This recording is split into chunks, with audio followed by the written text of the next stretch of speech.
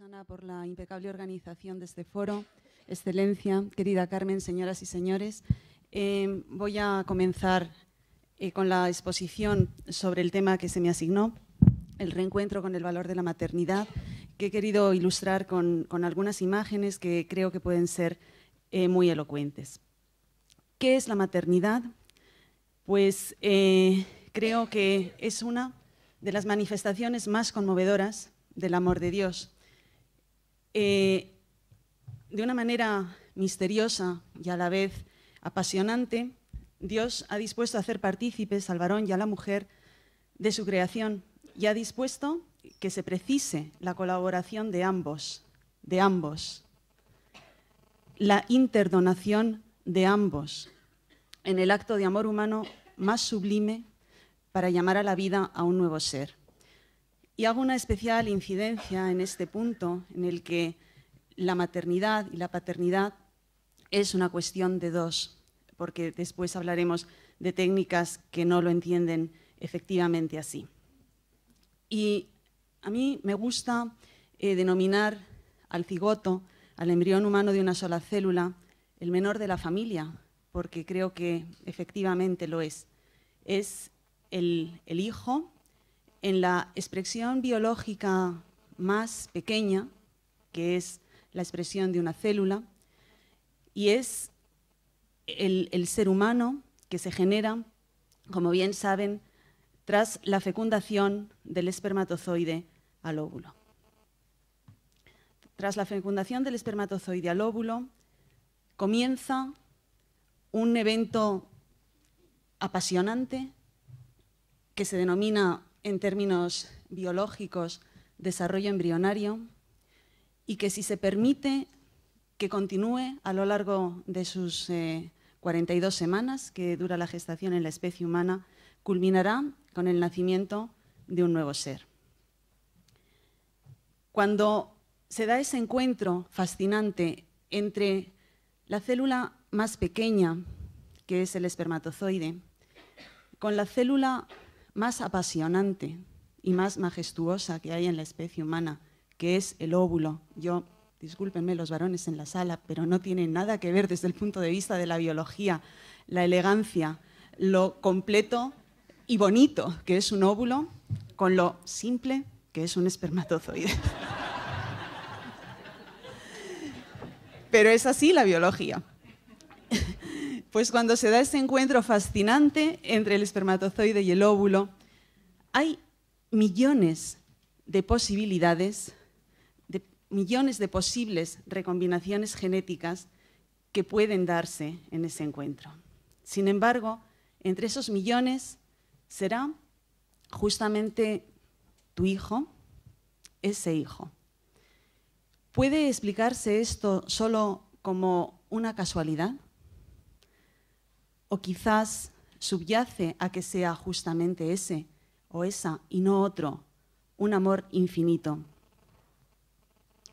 ¿Por qué es él el que se genera y no otro que es estadísticamente y matemáticamente igualmente probable?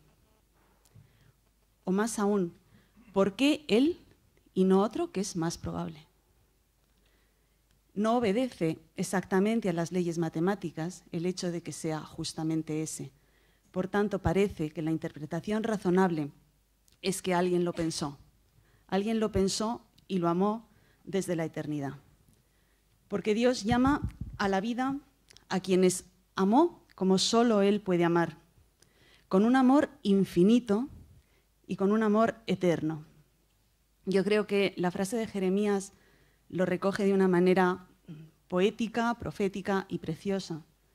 Antes de formarte en el vientre de su madre, te conocí y te amé. La maternidad implica aceptar los hijos como un don, como el don más precioso de Dios. Y un don no es un derecho, es un don que debe ser acogido, que debe ser aceptado, tal cual es amado por Dios. Eva en la frase del Génesis que tienen en la imagen, lo entendió muy bien. Y así dijo: he alcanzado de Yahvé un varón. Los hijos son un don. Y esta cuestión es muy importante para el tema que deseo abordar en esta conferencia, el reencuentro con la maternidad. Ahora, es un don muy particular. Es un don que no deja indiferente a quien lo recibe. Es un don que transforma. Es un don mediante el cual la mujer se convierte en madre, se transforma en madre, y el varón se transforma en padre. Y esto ya dura para toda la vida. Es un don que transforma y que configura como madre, como padre, para toda la vida. Me van a permitir que por deformación profesional, 1, 2, por gusto, y 3, porque creo que el lenguaje de la ciencia es el que hoy no se cuestiona. Uno dice 2 y 2 son 4 y nadie pregunta ni se cuestiona que esto pueda ser o no verdad. Uno dice Dios te ama y dice, ¡buah! Ya está. Pues justo porque parece que el lenguaje de la vida, el lenguaje de la ciencia es convincente, me gustaría darles algunos argumentos muy sencillos, científicos, para que, si les conviene o lo consideran oportuno, en estos debates tan traídos y llevados sobre la maternidad y sobre la vida, puedan utilizarlos. ¿Qué dice la ciencia sobre qué es el cigoto? ¿Qué es el embrión en estado unicelular? Pues la ciencia dice, desde el punto de vista de la genética, lo siguiente. En la especie humana hay unas secuencias que se denominan ALU, es la única palabra rara que voy a decir, que están exclusivamente en la especie humana, dentro del genoma de los seres humanos, y no se encuentran en ningún otro genoma de ninguna otra especie. Por otra parte, la ciencia dice que la célula es la unidad de vida. Por tanto, si uno, desde el punto de vista solo biológico y solo científico, mira un cigoto, mira un embrión en estado unicelular, encontrará que es una célula, por tanto es unidad de vida, encontrará que en su genoma hay secuencias ALU, que son específicamente humanas. Por tanto, podrá concluir que se encuentra que en el cigoto se encuentra vida, y esa vida es humana. Esto tan sencillo, en el caso del cigoto, trae debates muy enconados, y sin embargo, en el caso de otras células, que también cumplen estas premisas, si uno dijera esto mismo de una célula de piel o de una célula del hígado, no trae ningún tipo de debate. ¿Por qué? Pues porque el cigoto es vida humana. El cigoto, además, es una célula que tiene una característica única y que es la responsable, desde el punto de vista de la biología, de este debate. Y es que es la única célula que es totipotente. ¿Qué significa esto? Significa que es la única célula que contiene, al modo en que un ser unicelular puede contenerlo, en sí misma, todas y cada una de las estructuras que configuran al individuo de la especie, y que si su desarrollo se permite, en tiempo y forma, lo irá expresando. Esto no ocurre con ninguna otra célula. Uno puede introducir en el útero de una mujer y esperar 42 semanas una célula epitelial, y aunque en esa célula existe vida, y esa vida tiene la característica de ser vida humana, puesto que también tienen sus secuencias, las secuencias ALU, no existe contenido el individuo de la especie. Por tanto, el cigoto es vida humana, es totipotente, contiene en sí mismo los 120 tipos de tejidos, los 250 tipos celulares que constituyen al individuo de la especie. Es un ser humano. Saben ustedes que hace unos años esto se cuestionaba, se hablaba de que era un ser vivo, pero de ahí a un ser humano habría mucho que decir. Es, sin duda, avalado 100% por la experiencia científica, un ser humano en estado unicelular. No significa que pueda llegar a ser un individuo de la especie humana. Significa que lo es en acto. Un tronco puede llegar a ser una mesa, una silla o una escultura. Dependerá de la intervención de un tercero. El cigoto, independientemente del útero que lo geste, como ha demostrado la práctica de la fecundación in vitro, es aquel que se constituye desde el momento de la fecundación. y la intervención del tercero no lo configura como lo que es. Es, por tanto, un individuo de la especie humana. Y es el mismo individuo en la 13ª semana de gestación y en la 15ª semana de gestación.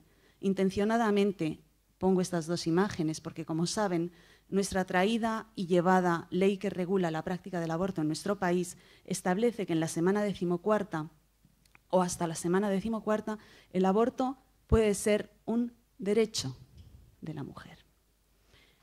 Miren, el aborto hablaremos un poquito más adelante de él, pero me gustaría solo mencionar aquí que no es razonable, desde el punto de vista de la ciencia, establecer un plazo a partir del cual es legítimo acabar con la vida de un ser humano y por encima del cual no lo es.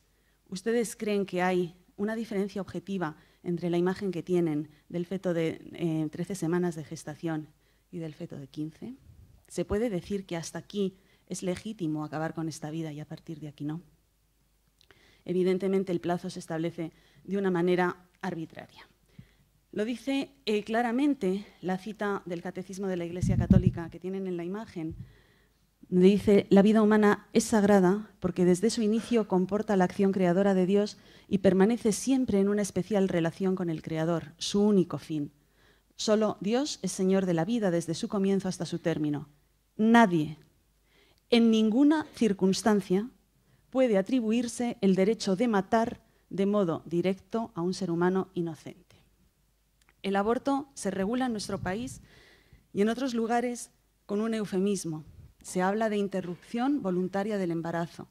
El aborto no interrumpe un embarazo, el aborto finaliza con el embarazo. Aquello que se interrumpe puede continuar, pero el aborto procura la finalización buscada de un embarazo no deseado.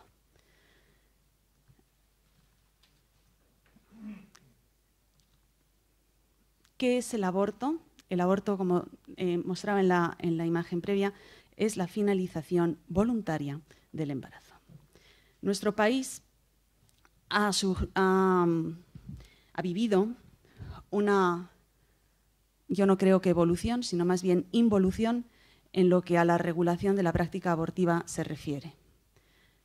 Desde ser una práctica reconocida como delito en el Código Penal, en el epígrafe de delito contra las personas, pasó a ser despenalizado en 3 supuestos, pero se continuaba reconociendo como delito para estar hoy regulado como un derecho de la mujer.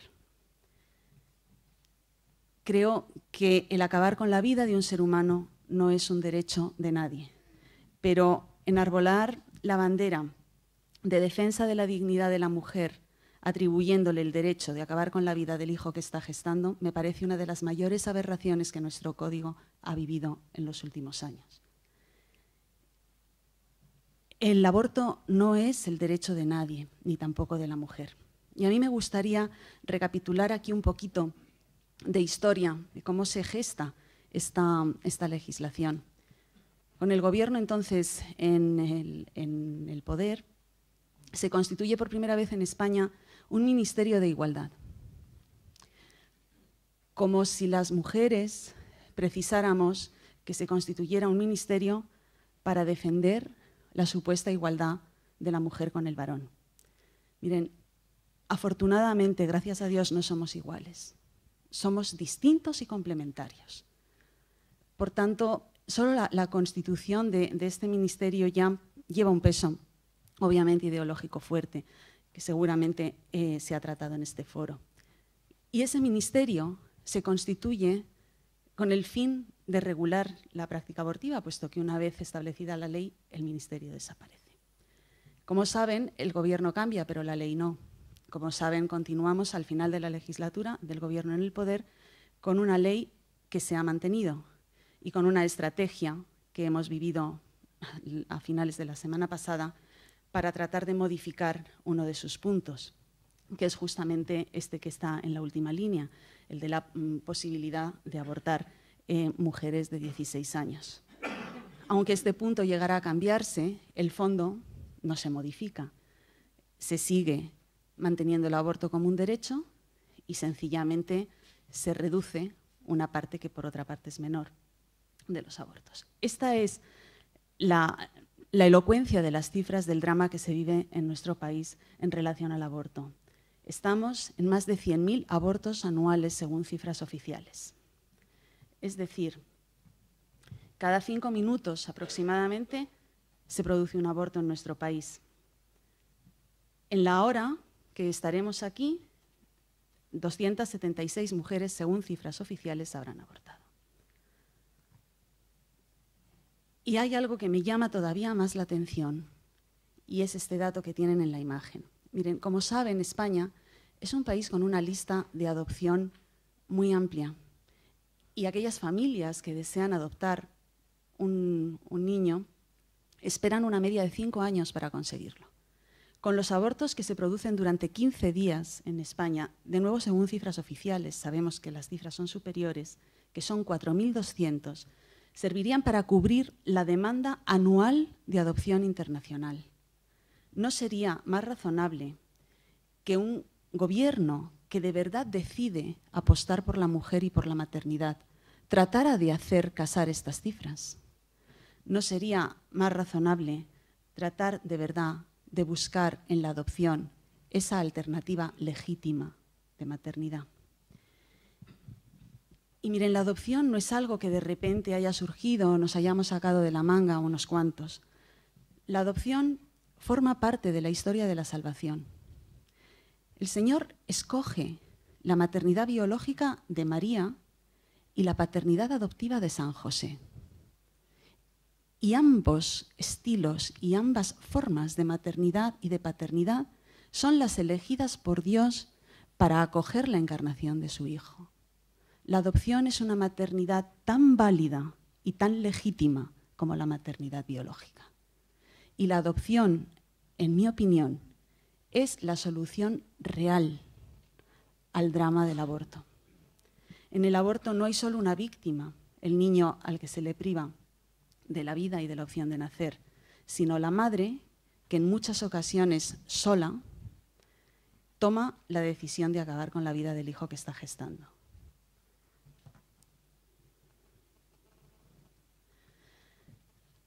Volvamos a la cuestión con la que comenzaba a hablar cuando decía que los hijos son un don. La maternidad es un derecho. Existe el derecho a ser madre o existe el derecho a ser padres. Pues la Donum Vitae creo que lo expresa de una manera muy bonita. El hijo no es un derecho, sino un don. El don más excelente del matrimonio. El hijo no puede ser considerado como un objeto de propiedad, a lo que conduciría el reconocimiento de un pretendido derecho al hijo. A este respecto, solo el hijo posee verdaderos derechos, el de ser fruto del acto específico del amor conyugal de sus padres, y tiene también el derecho a ser respetado como persona desde el momento de su concepción. Sin embargo, hoy, como saben, se puede generar un individuo de la especie humana no solo por reproducción sexual, sino también por fecundación in vitro y también por clonación. Y en este último punto no hay lugar para entrar, pero creo que sí merece, por las implicaciones morales y por la trascendencia que tiene la cuestión de la fecundación in vitro, entrar someramente en ella. Tenía previsto unos vídeos, pero para ser fiel al tiempo asignado, ¿a qué hora termino? ¿A y media? ¿Y media o antes? Dime. Sí, puede ser, sí. Bien, pues no voy a poner los vídeos, solo las imágenes. Esta es la imagen de la primera niña generada por fecundación in vitro, Luisa Brown, que nació en el año 1978. ¿Qué supone la fecundación in vitro? Por una parte supone someter a la mujer a un estrés hormonal muy alto para que genere por ciclo más de un folículo ovárico maduro, más de un óvulo maduro. Por otra parte, recoger el semen del varón y cocultivarlo en una placa de cultivo, en una placa Petri, en un laboratorio. Fíjense que aquello que definimos al comienzo como el acto de interdonación entre ambos cónyuges más sublime Se convierte en un acto frío, en un laboratorio en el que no hay relación alguna entre la mujer y el varón, sino que por una parte se obtiene el óvulo, por otra parte se obtiene el semen, y en la fría placa de cultivo de un laboratorio se genera esa nueva vida humana que cuando se ve si reúne los parámetros de calidad establecidos en una escala de 0 a 10 y supera el notable y supera el 7, se llama a la mujer que se ha sometido al proceso de fecundación in vitro para decirle: hay embriones frescos para transferir, puedes venir a la unidad de reproducción asistida para que se introduzcan en el útero.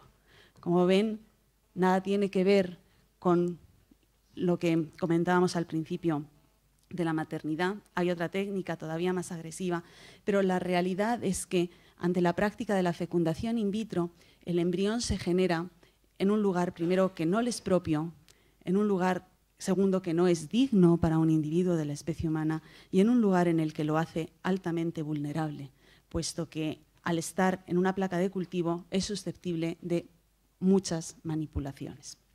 Son muchas las consecuencias de la fecundación in vitro, entre las que no tenemos tiempo de entrar, pero hay una que es especialmente dolorosa, y es el hecho de que normalmente se generan más embriones de los que se transfieren, y aquellos embriones que no se transfieren se mantienen preservados en un contenedor de nitrógeno líquido a 196 grados bajo cero.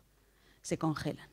De manera que la mujer o la familia, o la mujer que en solitario, porque todas estas combinaciones que ustedes puedan imaginar son posibles en la práctica de fecundación in vitro, que ha decidido acceder a esta técnica con la idea de satisfacer su deseo, o quizás malentendido derecho de tener descendencia, genera una serie de hijos en el laboratorio, de los cuales unos se transfieren a su útero para procurar que eventualmente pueda gestarlos, y otros, sus hermanos y sus hijos, se mantienen en dispositivos del estilo de los que ven en la imagen a 196 grados bajo cero, esperando un destino incierto que está al albedrío del legislador. Este es el drama de los embriones congelados. Esta es la fecha en la que, independientemente del color del gobierno y del ministro o ministra de Sanidad que hayamos tenido, España no conoce el número de embriones congelados que tiene.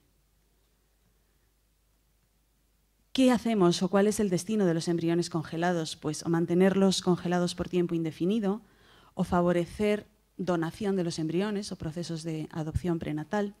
Ambas alternativas, las dos primeras enunciadas, compatibles con la vida del embrión, pero no exentas de implicaciones morales no precisamente idóneas, puesto que ya subyace un mal moral previo, que es el hecho de haber generado un individuo de la especie humana en una situación que no es digna, o descongelarlos y dejarlos morir, o descongelarlos y emplearlos para investigar, con su consiguiente muerte. Y esta es la realidad y la consecuencia de ese supuesto malentendido derecho a la maternidad. Como les decía, son muchas las implicaciones de la fecundación in vitro. Me he centrado solo someramente sobre la cuestión de la congelación de embriones, las otras están enunciadas en la diapositiva.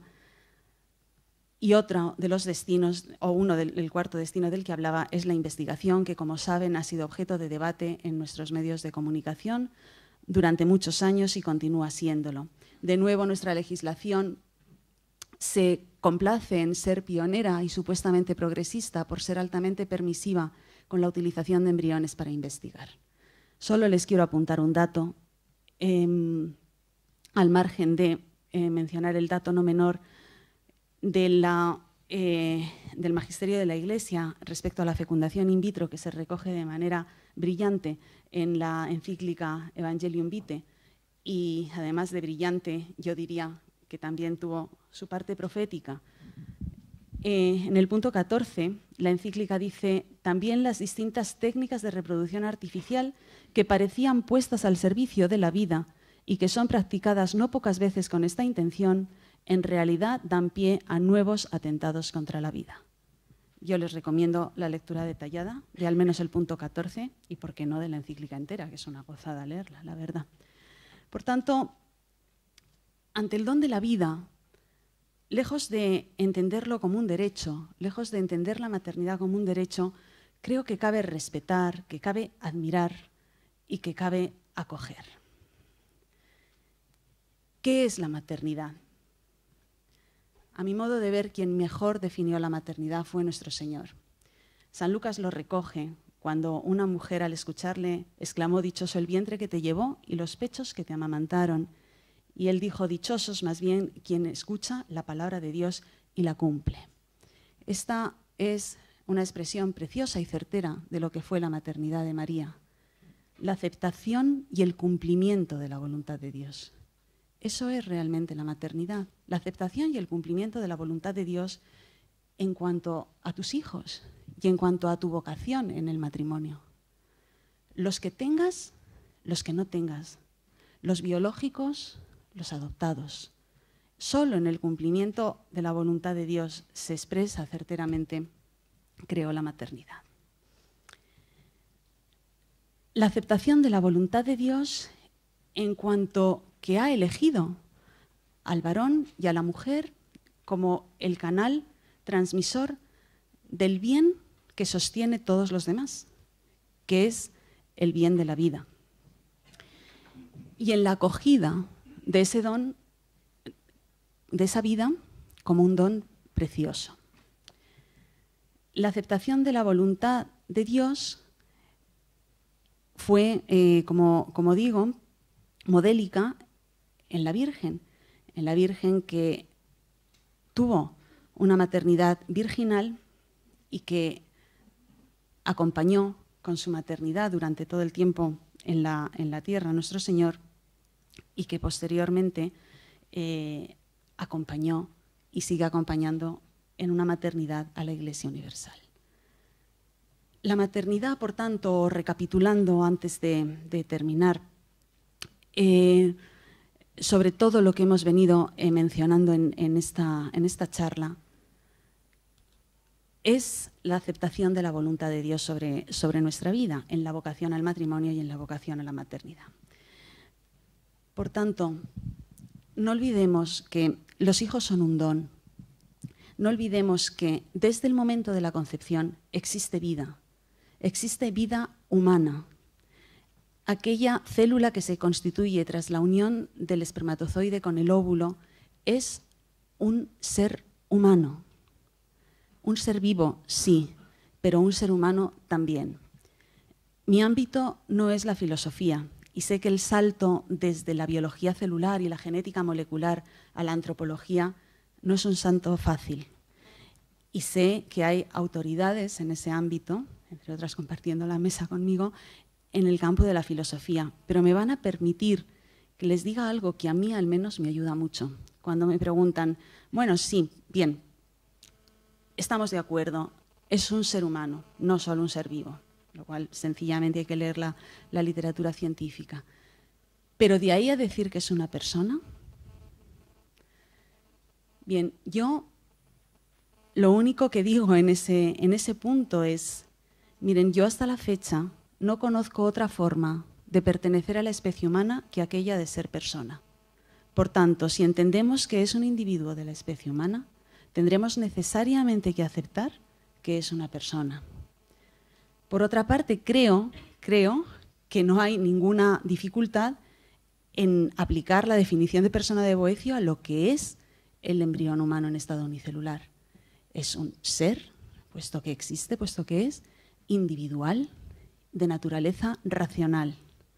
De naturaleza racional. ¿Significa que la está expresando en todo momento? No, pero es que si no entendiéramos como persona aquellos de nosotros que no en todo momento estamos expresando o manifestando nuestra naturaleza racional, podríamos empezar a cargarnos a todos aquellos que anestesiamos, a todos nosotros mientras dormimos.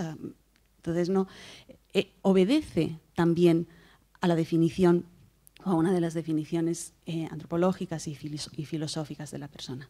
Por tanto, desde el momento de la fecundación, desde el momento de la concepción, como la Iglesia ha venido defendiendo desde siempre, nos encontramos frente a un individuo de la especie humana, frente a un ser humano, frente a una persona. La Iglesia lo ha venido defendiendo desde siempre. Y a mí esto me llama poderosamente la atención porque yo, que soy científica de los pies a la cabeza, veo que esta defensa de la Iglesia desde siempre de esta cuestión, cuando la ciencia no había puesto tan claro de manifiesto estos parámetros que yo les he dado, no puede obedecer sino al hecho de que la Iglesia es madre.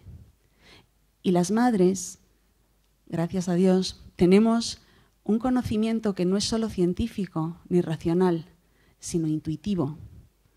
De alguna manera sabemos, y no sabemos explicar muy bien por qué, cuando tenemos que llamar a nuestro hijo, cuando nuestra hija está abriendo una aplicación de internet que no debe, cuando sabemos, estamos asistidas de una manera especialísima por el Espíritu Santo porque la custodia que se nos ha dado necesita esa asistencia.